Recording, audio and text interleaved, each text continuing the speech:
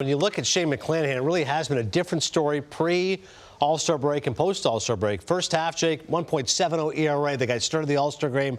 Then he was hurt. Bit of a different story down the stretch at a 4.20 ERA second half. How much do you look into that? If you're the opposition or if you're a teammate, you're all right, is this the same guy, especially since we have no chance to let up against Shane Bieber? Well, he certainly hadn't been the same guy. Since we saw him start the All-Star game, something's went amiss. And me and CY talked about it. When you're not healthy, you know, things can happen. And we're going to go to the tape. I'm going to show you a start against Cleveland.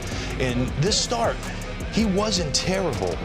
He just let this Cleveland lineup get a little bit too many breaks. And then you see, they didn't put a ball in play that I bet was hit over 100 miles an hour. But he walked some guys. He hit some guys. You see his control. And when you're not healthy, CY, you have a hard time commanding the baseball. And you see, none of these balls are hit hard.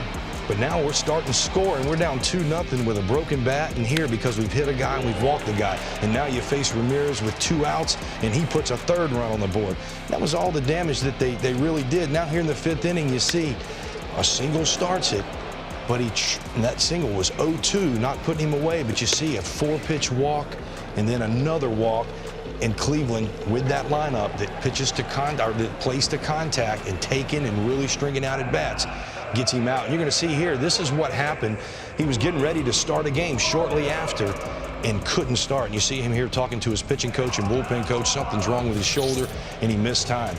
When he's healthy, this is who he is. Fastball up at the top of the zone. Look at this, CY. And this is Paul Goldschmidt, MVP. This is lefty on lefty. Nope, I'm climbing the ladder.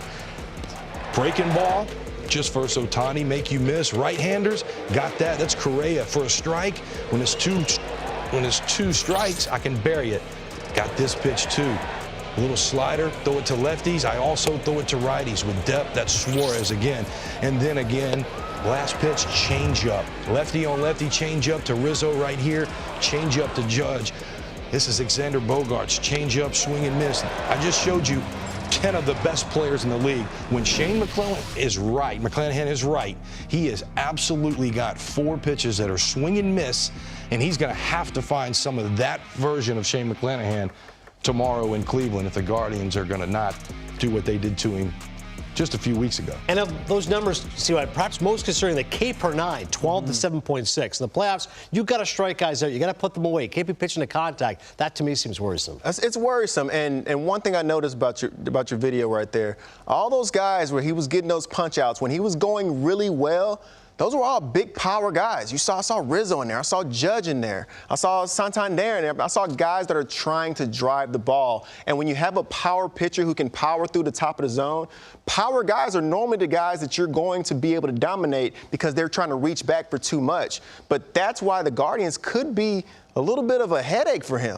That's why they're going to make him throw strikes. They're going to force him to pitch in the zone. They're not going to try to do too much. They're going to allow him to supply the power and just try to play pepper with him. So he's going to have to execute his pitches. He's going to have to power his ball through the zone to get these Guardians out and hitters out. The only way, when those guys are on, the only way to get a Justin Verlander, to get McClanahan, in the first half, he would give up a homer. Somebody would clip him when they would get in a favorable count, or he would have a little bit too much plate.